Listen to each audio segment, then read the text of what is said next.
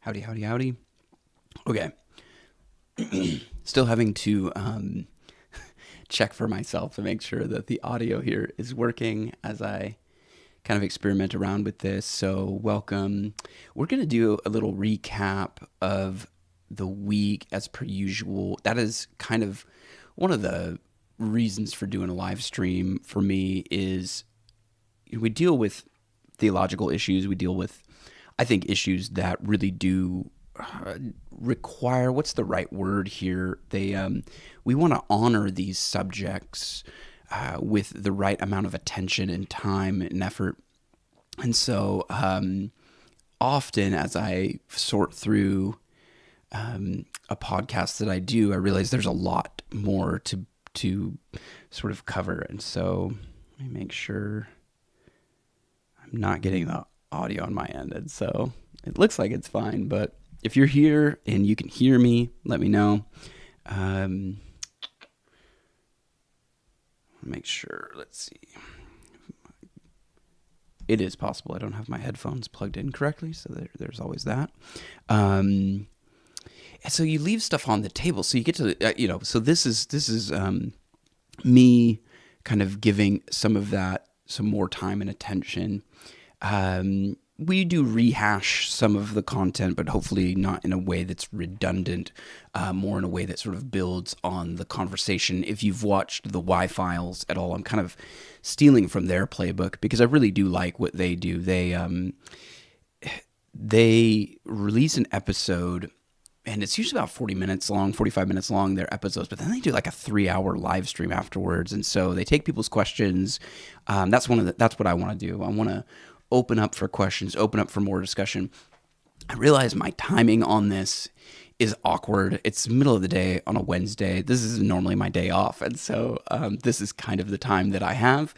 And so I realize you might be catching this after we go live, but still feel free to post some comments, post some questions, because that is, unlike other places, I do try to engage with those questions and those comments. Even the comments that I get that are negative, even the comment, whatever, I still try to challenge people to think critically through kind of what they're thinking about. So, man, let me double check something really quick. Bear with me as I really want to make sure. Oh, there we go. Okay, I see what it is. All right. Okay, so we got good audio. I just had myself muted, which is fine. Just, me being a noob. So here we go. We're going to jump into it. Thank you for being here. And again, if you're catching this in the VOD, I will try as I learn and as I grow. We can always change the time we go live if I get enough feedback from people, because I could do earlier in the morning, I could do later at night, but you guys let me know. The video that I posted this week is so I did something a little bit different this week. I actually posted a video on Sunday.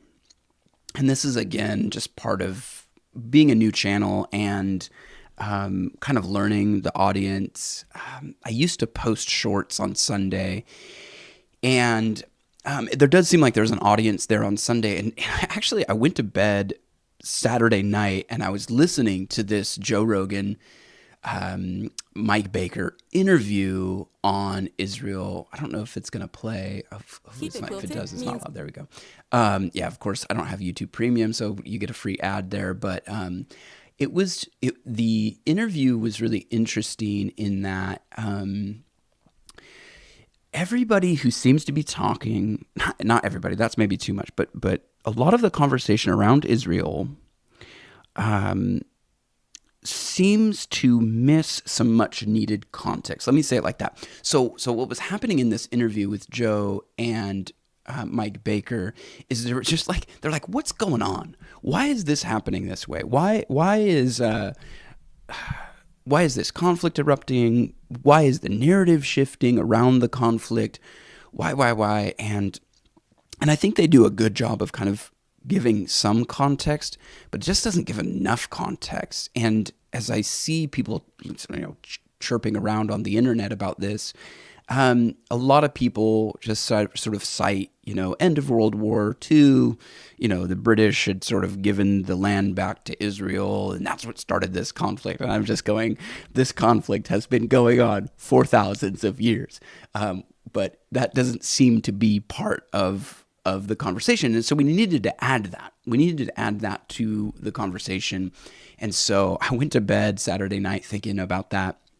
And then, I think it must have been, it was Friday night, and I woke up Saturday morning. I was like, all right, if I'm still thinking about this Mike Baker, Joe Rogan conversation about Israel and Hamas, I'm gonna get those ideas out of my head. And so that's what I did. I created this video, and what we did as per usual is we kind of grabbed another interlocutor, another person to help us in the dialogue, help us in the conversation. This is the technique from Socrates, right? Let's create dialogue. And so Ayaan Hirsi Ali had spoken at the ARC conference, the Jordan Peterson ARC conference, and gave her testimony of coming out of Islam, becoming an atheist. But what she said is she sort of adopted this worldview of the West, and I think recently had become a Christian. And so I felt like her testimony was a needed part of that conversation. As you look at the fact that this conflict is not really a political geographical conflict. In many ways, it is I don't want to sound too like hyperbolic, but there's sort of like a spiritual component to this. Like, that's not too hyperbolic. There obviously is a spiritual component to this, because I think there's kind of a spiritual component to everything. I don't separate sort of the natural world and the spiritual world. I don't even really like the term supernatural, even though I find myself using that term. It's the idea that these sort of spiritual things are not supposed to be happening. It's like, no, that's part of the world. And so I see this conflict very much wrapped into a much bigger picture, a much bigger story of a cosmic battle that has been going on really since the beginning. And so you see that in Ayaan Hirsi Ali's conversation at the ARC, she brings that up. There really is two ideas here that are at war with one another. And yet still, for me, there was missing context there, because the true whatever two, if you want to say two narratives, are really coming at us from the book of Genesis. Let me see if I can get this really quick. And, you have this story of Abraham, and he has two sons. Somebody help me out here. What is it? It's 12?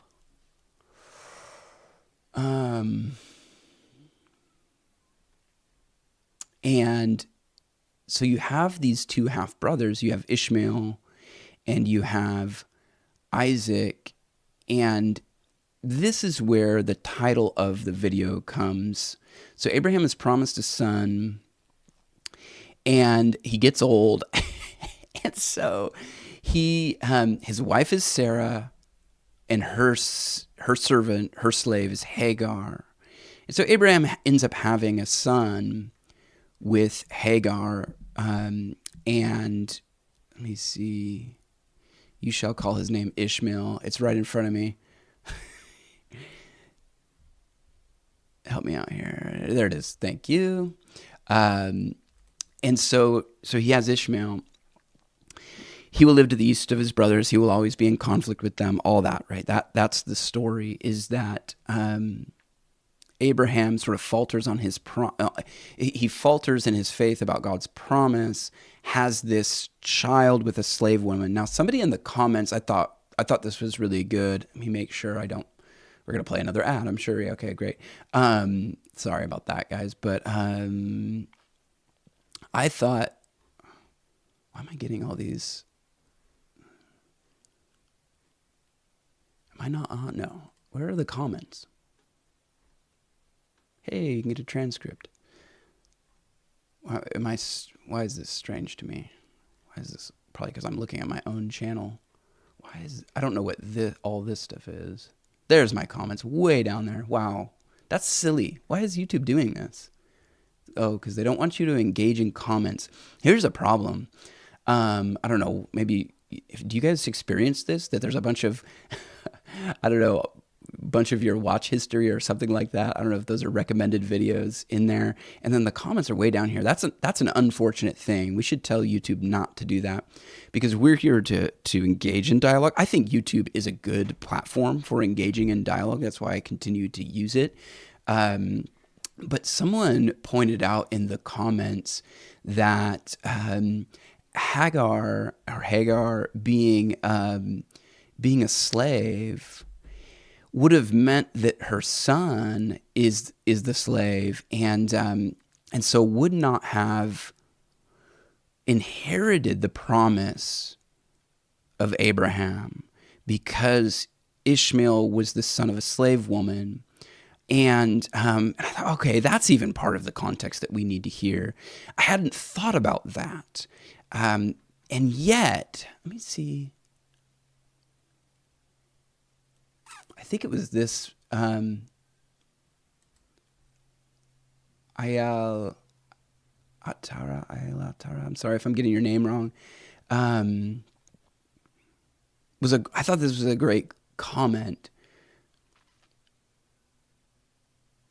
Hagar was never free. She was a bondwoman, okay?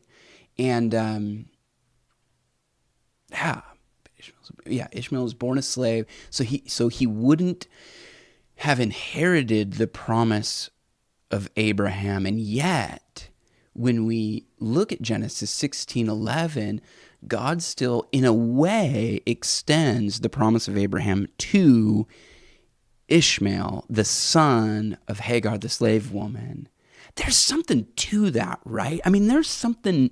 Now, again, we expand this out into Ishmael being sort of the great, not so great grandfather of Islam, and maybe that's being unfair. But sort of Islam comes out of that area, and then so we could make the mistake of then saying, well, why would God extend the promise to people that maybe would be at war with his chosen nation, Israel? Because of course we see later, the focus really does become Isaac. God even says to Abraham, sacrifice your son, your only son Isaac. He doesn't consider Ishmael in that passage. But in the end, there's just Jew and Gentile. That's really what it comes down to. It's not necessarily Hebrew, Israelite, and Islam. It is just Jew and Gentile. There's and that to me, and I hopefully this isn't too rambly. I think it probably is a little bit, but that to me, this is just a little bit of like following the ADD trail here. Is Ephesians. Let me see where's that verse? He has made the two one. And that to me was the point of this video. Sorry, I went a really long, a roundabout way of doing that. I've got my notes from the wrong episode open. Sorry. Give me a second here. How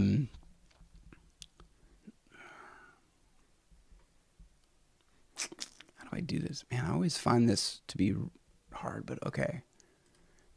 What is it? It's like Ephesians.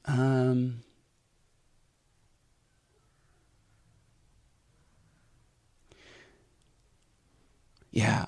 Okay, this is Ephesians 2. Remember that you who were at times separated from Christ, excluded from the commonwealth of Israel, strangers to the covenant of promise. Okay, that would be, so God makes his promise through Abraham to Isaac, to the Hebrew people.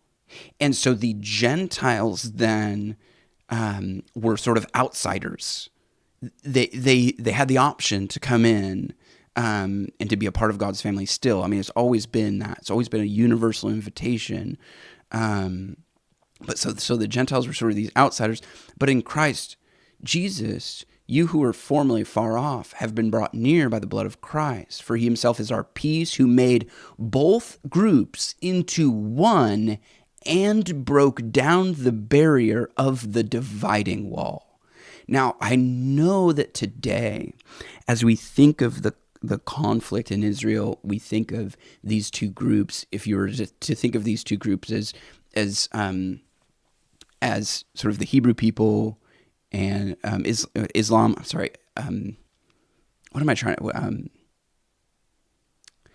Islam and Judaism. I guess if we were to look at it from a worldview standpoint, of course you could look at it politically and geographically as well. But those two ideas that Ayaan Hirsi Ali was talking about, the ideas that she came from this place of this worldview that was captured by Islam, and then she sort of found freedom in the West. It would be hard for us to understand this passage in the context of potentially bringing peace between Israel and the Islamic nations. But that is what God is doing. That is what he's like. This is Jew and Gentile, but of course, in this context, the Arab nations would be those Gentile nations. The Islamic nations would be those Gentile nations that God is working in Christ. That's the only way we have unity. And that really, I don't know that we got there. I don't know that I made that point as strong as I would have liked in this video, because Ayaan Hirsi Ali, her testimony was more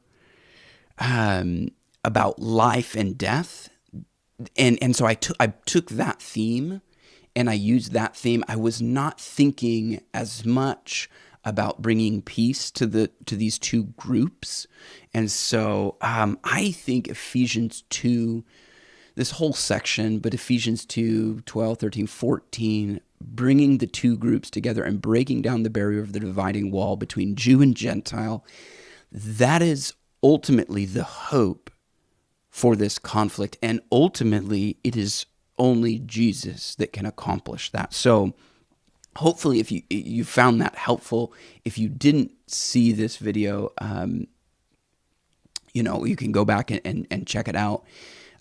Smash the old like button and all that stuff, but or share it with friends that you're gonna be sitting around, maybe at Thanksgiving, and this conversation could come up, and maybe this could be helpful. I hope it would be. This video, it got a little bit of course, this is an issue that certainly sort of, it seems like there's one or the other. You're on one side or the other. I'm trying to be kind of in the middle and present kind of this middle way. And so people watching this video maybe want me to come out in support of one group or another. And so the people that they find I'm not maybe outspokenly supporting, the other group, they sort of they hit the thumbs down button. So we could use the thumbs up button to help kind of like send this out to more people that might benefit from it. Or you could just share it. You just send it in a text message to everybody that's coming to Thanksgiving dinner. Maybe not quite that. Okay, I need to find my notes, and I do apologize for this, but just give me a second. I use nope, I don't want to do that. I use Logos software. There it is. Okay, I just need to expand that. Okay, so I can do this. These are my actual notes, not the notes from the last live stream that we did. I think I have it now. So yeah, I posted that video on Sunday, which is different. And then I kind of just let it cook. I kind of just let it sit there to see what would happen. I intended to release this video on Monday, and I'll get to that here. I just want to make sure I have all my stuff set up properly. Thanks for bearing with me here. But I intended to release this video. Now, if you're watching this, if you're here with me, I'm curious about the title of this one. if you're watching this live stream after it goes live and I haven't posted this yet, tell me what you think about this. I'm going to change the title of this, but this is what it's about. It's about the Garden of Eden, DMT, which is called the spirit molecule, and the afterlife. And that was the video that I was intending to release on Monday, but there's a funny story about this. Funny. I mean, I find it funny. You might find you tell me what you think about this story. But I posted it, and what YouTube allows you to do is just when you're posting a video, you can just use the settings from your last video. And so this video was unlisted because I made it on, I don't know, I made it over the weekend anyway. And it was unlisted, but it was a part of the playlists. So it was a part of this Joe Rogan playlist. And so anybody with the link to this playlist could see it. Let me see what happens. What happens when I do this? Of course. Okay. So yeah. So there it is. You can see it in the playlist. And so you could watch it. And I was like, why is this video getting, why is it getting views? I thought I had it unlisted. And so I realized that even though it was unlisted, I had part of a podcast. And so instead of, I don't know, making it private or whatever, I just decided that I would put it in the members section, because apparently we have a members section. And so this is officially our first video for the members section of the Strange Theology podcast channel. I guess because I have over 1,000 subscribers, they give me this option. And so instead of, so that was just what I ended up doing. I thought, oh, well, there's that option. I could just put it in there. And so that is something that I will do. I don't know. It feels a little clunky. It feels a little hokey to have like exclusive content to members. But then I thought about it. I thought, well, again, the main thing here is promoting good dialogue. And there are some videos. My brother and I are even planning to do a video here coming up. And he doesn't know this, but there's a part of me that wants to do just sort of his story and my story, how we got to where we are. We weren't raised in a Christian home necessarily. And I think if him and I go back over our story and kind of look at family of origin, and if you're familiar with that, but just the idea that the family that you're born into has a lot to do, weighs heavily on sort of the path in life that you end up choosing, or that God sort of providentially orders for you. And so I wanted to talk to him about that a little bit when we come together to do a podcast. We're going to do a podcast, I think, on some of C.S. Lewis's books and stuff like that. And so I'm going to surprise him unless he watches this live stream.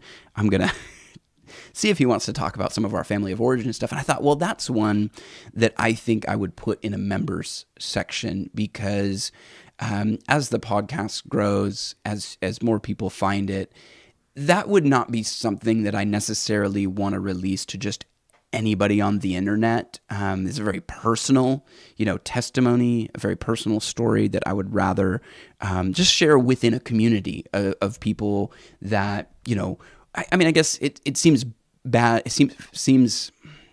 It feels strange to me to think that the barrier to entry into that community would be financial. But there is a sense in which this is a ministry, I guess. This is a hobby for me, but I love theology. I think it's beneficial to people. I think this is the most important thing we can be talking about, and I don't see a lot of this. Well, there is some. YouTube is a funny world, because I don't know that YouTube yet really knows what to do with my channel. I want to focus on theology, and yet... and that would be a niche, and that's kind of what YouTube wants you to do. They want you to find a niche and then just kind of stick to that niche. And so they have an easier time kind of recommending these videos to people that would want to find them. And yet the theology niche is one that really, see, we were onto this Jordan Peterson arc thing 8 months ago, but it's a niche that doesn't niche down. It really extends outward. I think of politics and history and philosophy and any of the other things that we talk about on this channel, to me, are all very much downstream from theology. What comes into my mind when I think about God is going to help me sort through political issues like we were just talking about. It's going to help me sort through historical issues. I've done a few on aliens and simulation theory and stuff like that to me is really interesting.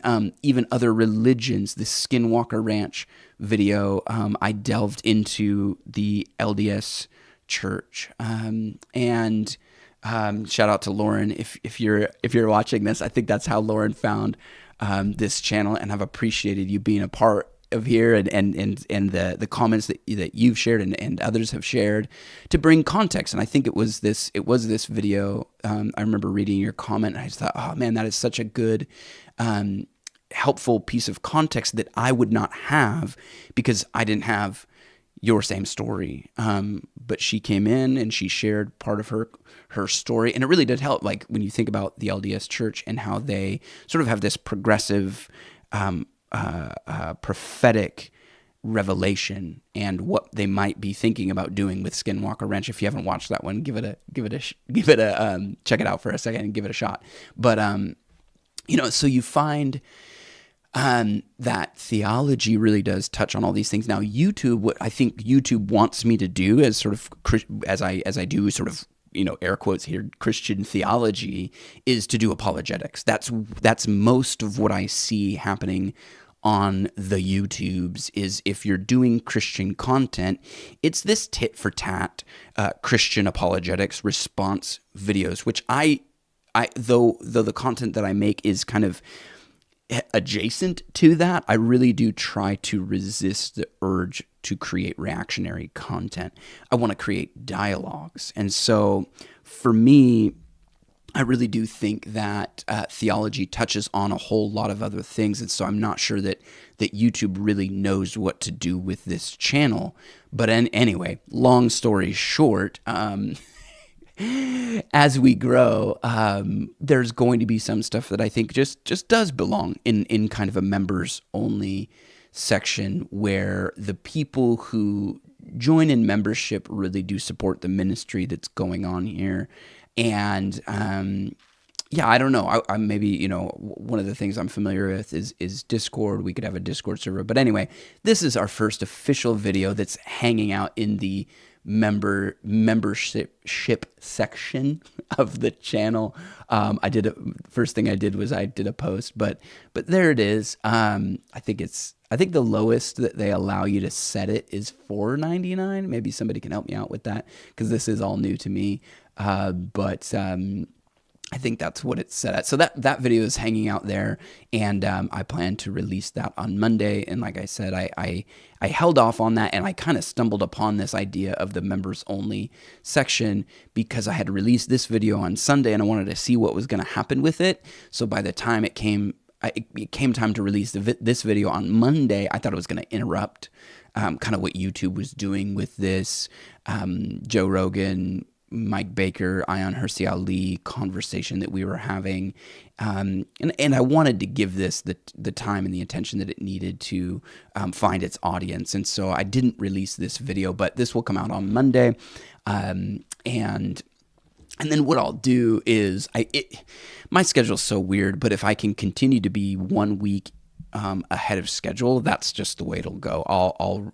I will the members section allows me to sort of release a video, make sure I have the description the way I want it. Like even today's live stream, I had the wrong title on it. So there you go. It gives me a second to kind of catch some of my mistakes that I will most certainly make because I'm a noob to all of this. But this will be interesting. This one, like I said, right now it's called The Garden of Eden, the Spirit Molecule, and the Afterlife. Excuse me. Hopefully we weren't wearing headphones when I just knocked over the microphone there. And if you were, I apologize. But this is another This is another Joe Rogan. I mean, that's one of the things that I find Joe Rogan's conversations really interesting. And I look at him, Jordan Peterson, and a few others kind of as cultural barometers.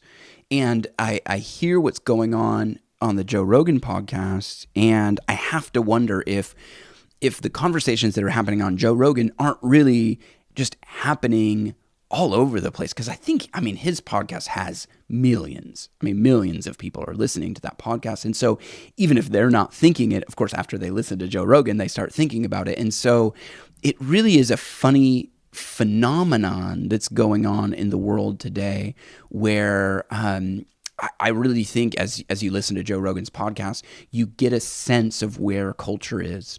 I think you really do. Not because Joe Rogan is sort of this cultural guru or anything like that, but it just seems that he has created something with that podcast that is bigger than himself, bigger than even any one individual person that he might have on to interview. And I think it's I don't know, again, I think his podcast is a very conversational style podcast that I think people like, and I want to emulate that kind of, I want to create a culture of dialogue and good conversation with people you may not agree with. And there were a few comments that came in, I think on the last video that I thought were interesting. There are people that don't agree with me, and that's fine. Of course, this topic is sort of one that sort of separates people into two groups. And so, of course, you've got people that are going to come at you in a different way. And so my job there is to not take it personally, but to encourage people to think deeply about these things. Don't just recite whatever you're getting off of TikTok or Instagram or whatever. You're getting the little bumper stickers. You remember those people used to put these little bumper sticker statements on their cars? You get these little one-liners and everybody just says the one-liner but doesn't stop to think about what that means. Free Palestine. That's a bumper sticker. What does that mean? What is behind that? What's underneath that statement that brought you to that statement? And so I really like that. And so Joe Rogan is, obviously the last 3 videos that I've made are all covering some of his content, and even whatever, what is this, 5 of the last 6, I guess you could say. And I'll continue to do that. But I brought in Jonathan Pajot to give a little bit of context. So this will be an interesting one if you don't know Jonathan Pajot. He's a Christian Orthodox. He was also in the ARC conference, and so there's a little theme there. I don't know that I intended to do that, but there's Joe Rogan and a Ayaan Hirsi Ali who's at the ARC, and then Joe Rogan and Jonathan Pajot.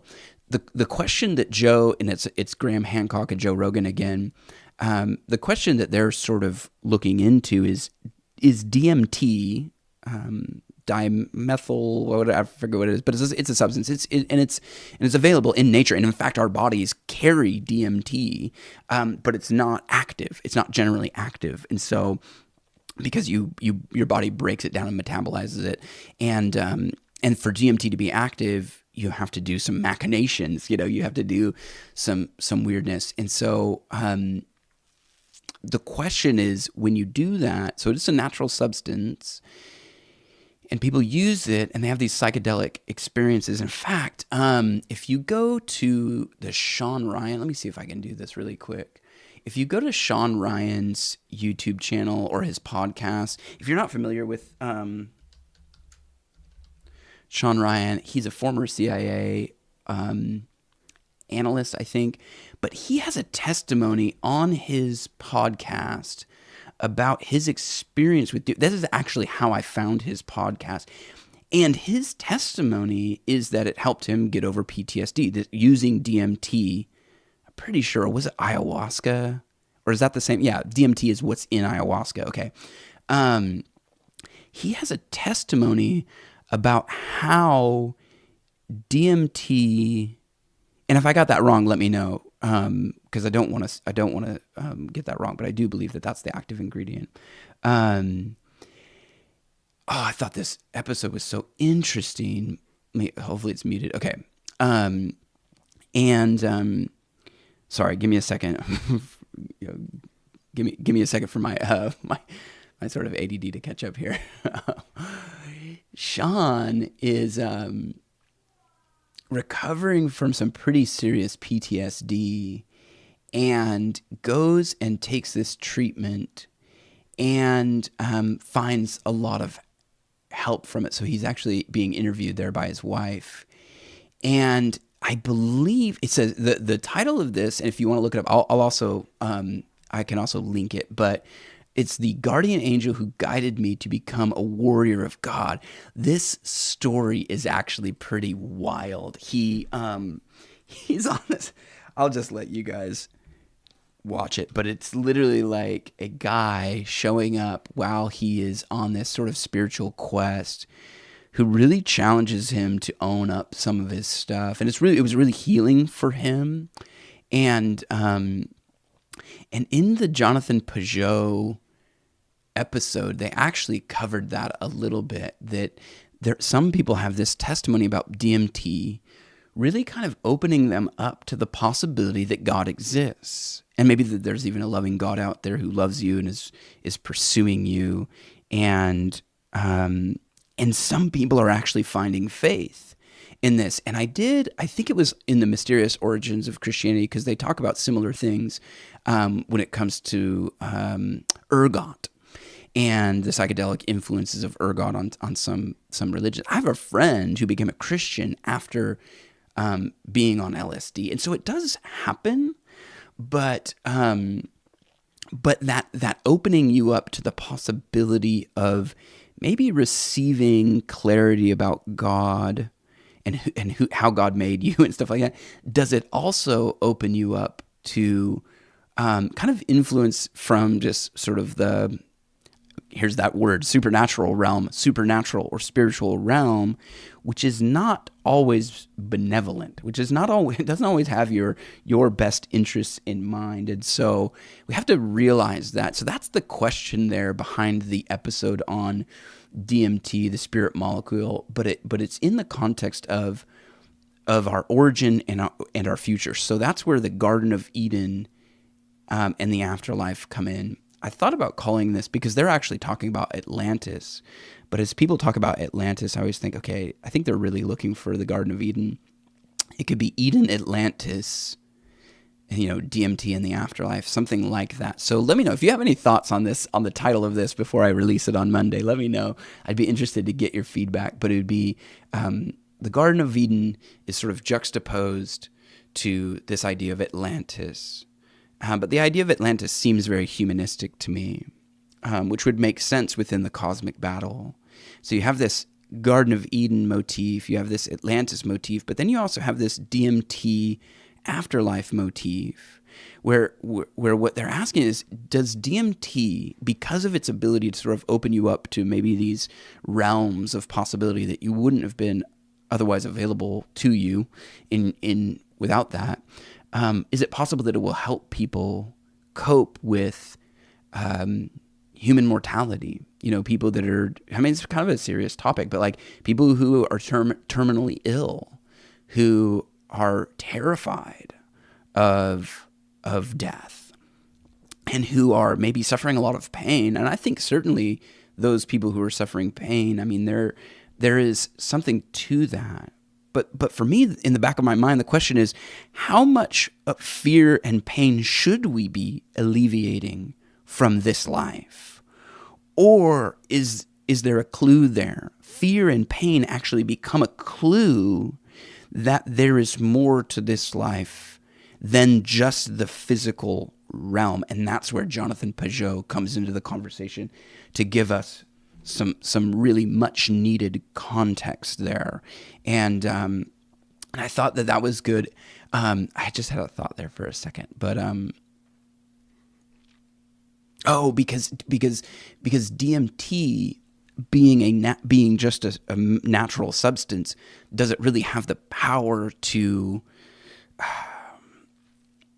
bring revelation in the sense of a Christian revelation, which would be from one. Jonathan Pageau talks about the hierarchy of being. So there's these different planes of existence. You might think of the the medieval cosmology where you have earth, you even have the underworld, right? You have under earth, you have the sky, you have the heavens, and then you kind of go outwards as you go past some of the planets. They have this sort of concentric circles moving outwards as they expand their view of kind of the heavenly realm. Well, in a sense, that's what we're talking about. There's a Jonathan Peugeot talks about the hierarchy of being. And I would say that humans need to receive revelation from God that we cannot, from this plane of existence, we cannot understand God without that revelation, because God is, of course, in that higher realm, that hierarchy of being. He's in a higher realm. We're in the lower.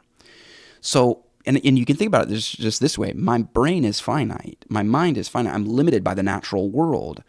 I cannot, beginning from myself, invent any idea of an actual infinite God. I just couldn't do it. That's outside of my plane of existence. That's outside my realm of being. So in order to have that idea, there's an argument in apologetics. I think this is the ontological argument, or something like the ontological argument, the argument from being, that God has to exist.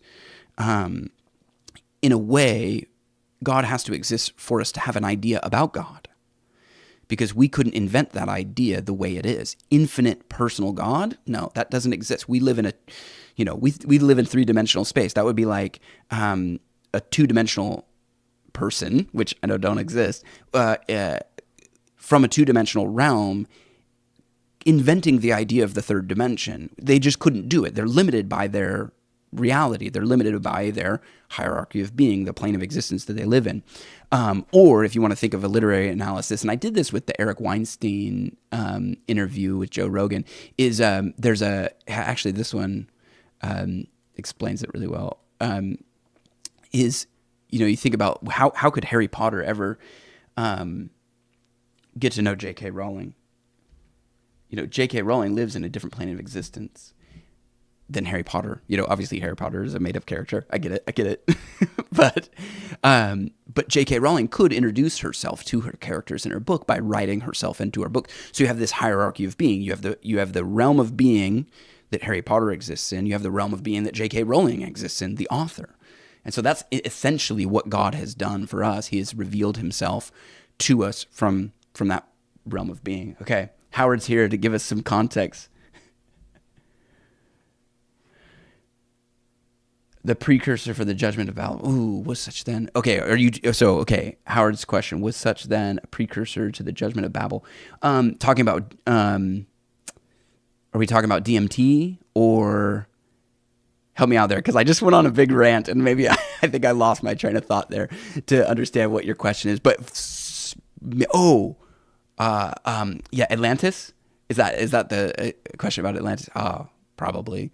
Yes, it is that humanistic element that we want to make a name for ourselves. That's the idea of Babel. I think that you pick up that theme, yes, in Atlantis. So if you guys are new, Howard, I really do appreciate your comments. If you guys find my channel, if you find this live stream, check the comments, because Howard's always got some gold. A lot of you guys have a lot of gold, and so it's all there. You mine it out of the comment section of these videos. And I do love it, because this has been a transformative experience for me, making videos. I really feel like I have grown a lot in even how I understand my own theology, or at least how I communicate it. And this is helpful. I really do appreciate it. And I really do appreciate comments. So I think Jonathan Peugeot gives us some good language to have a conversation around DMT. And one of the things I see, I think I have this image. Let me see if I can pick. One of the things that he brings up is this. Sorry, whenever I'm looking for something, I should really stop making noises with my mouth. I'm sure that is really annoying for all of you. Okay, so there's that. Let me see. Let me get back here. And let me get that. Okay, so he talks about this, the ladder. where you see these, sorry, this image is not very big. Sorry, if you're listening to this later on in the recording, I'm showing an image of the, I forget what they call this.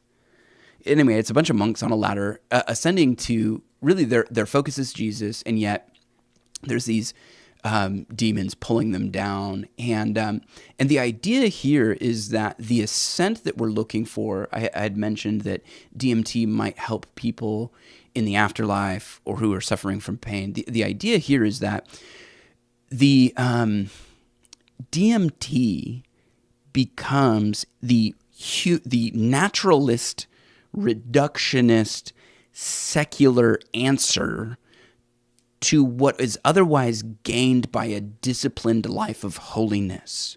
I have fear and I want to overcome it. How? How do I do it?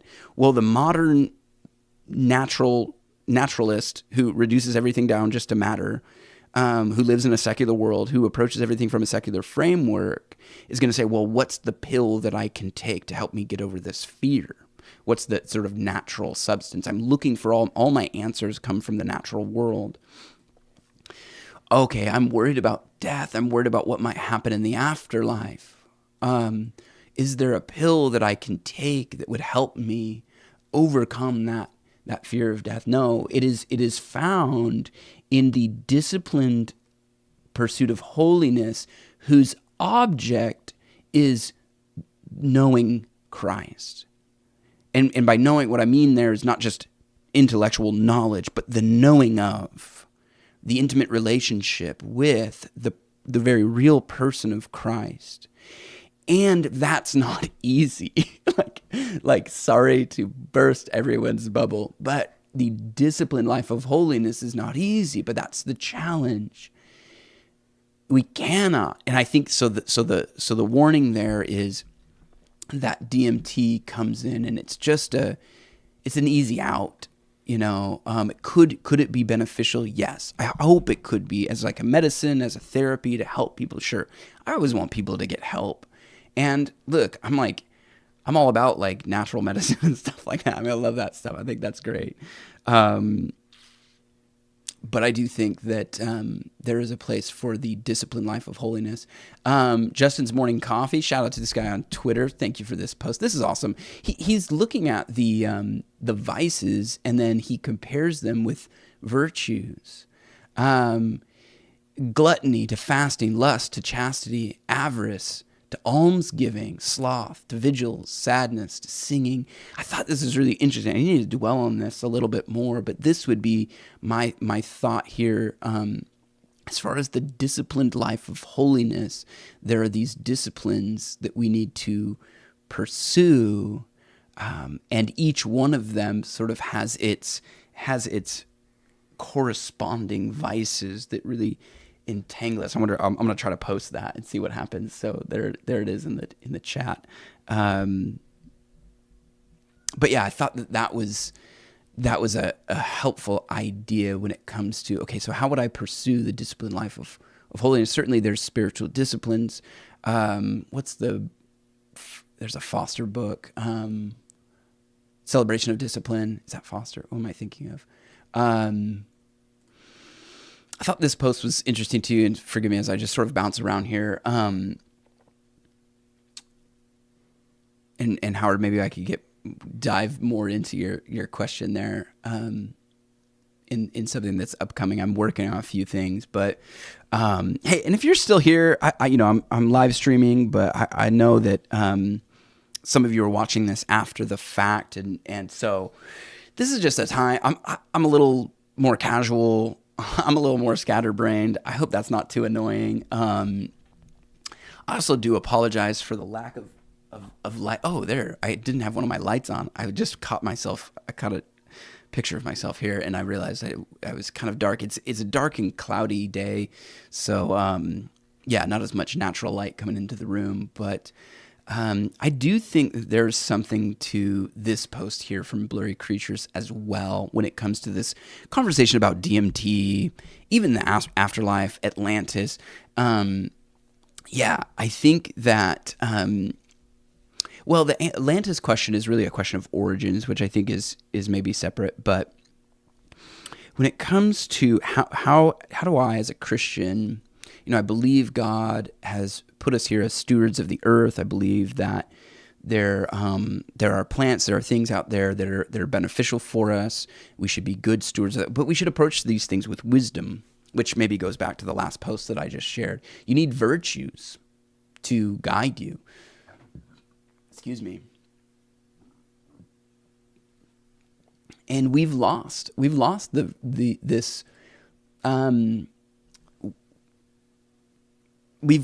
idea that virtues are even important in our current day.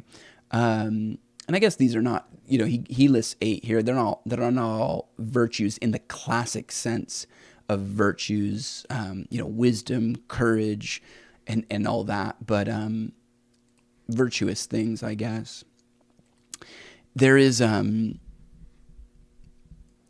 There's another part of this conversation that I think, as Christians, as we think about how do I understand DMT and what God has put on this earth, and I think that, at least for me in my experience, I'm realizing just how much of how much sort of the modern West has influenced my Christianity, my Christian theology. And I'm realizing that there is a sense of wonder that really does need to be recaptured. And this post by Blurry Creatures was interesting. He says, the reason people get sucked into the New Age, and I would say the mysticism, New Age mysticism or Eastern mysticism, the reason people get sucked into those ideas is mostly because the church has removed all the supernatural nature of our faith.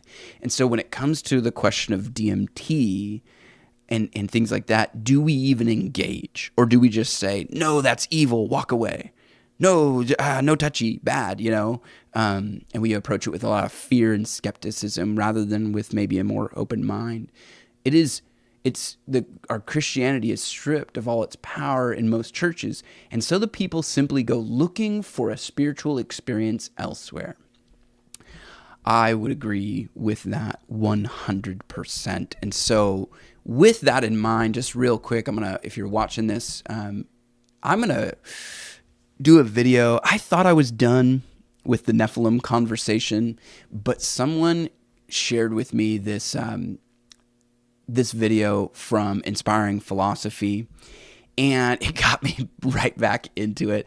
So I think what I'll do is Genesis 6, the Nephilim is what it's called. And I watched this and I thought it was interesting. I thought it ultimately, in a way, reflects what Blurry Creatures is saying here. Ultimately, I think Inspiring Philosophy kind of reduces the conversation of Nephilim just down to how can I naturally explain this? And so he talks about polygamy as the explanation for what's going on in Genesis 6a. I don't agree with that. I'll share some reasons why, and really it just ties into really the whole picture of the Bible. I also thought that Haunted Cosmos did a great episode on the giants, and so I might throw in a clip from them if I can. But so once again, I'm being plunged back into the idea of the Nephilim and giants and Genesis 6, and what does that mean? I think in an effort, and this is going to be in a future video that I'm doing, and so just kind of be on the lookout for that. What I'm doing is trying to recapture some of this mystery, maybe without going into mysticism. I don't know. You tell me whether I'm treading on that too lightly. But I thought both of these were great, and so I will share those in the comments. But yeah, if there's any videos that you guys come across that you think would be good for conversations like this, even stuff that we could watch in a live stream, let me know. So be on the lookout for the next video. The Garden of Eden one will drop on Monday. I will do another sort of, I don't know how deep of a deep dive we'll do because we've already done several videos on this, but I do want to engage with Inspiring Philosophy and some of his thoughts, as well as kind of highlight some of what I thought was really important about this podcast from Haunted Cosmos. So I thought both of those were really great. And so again, if you've got a suggestion for me, let me know. I would love to engage with anything that you have as far as a recommendation. And I guess with that, thank you for being here. If you have made it this far, I do Wednesday live streams. I usually keep it to about an hour, and well, I don't know. I just lost my train of thought. I guess I've been rambling for an hour, and so I lost my train of thought there. But this is kind of practice. I guess that's the point of that. Is this is a little bit of practice as we go. Hopefully, it'll get a little bit more smooth and a little bit more organized. But thank you for listening to me kind of meander on.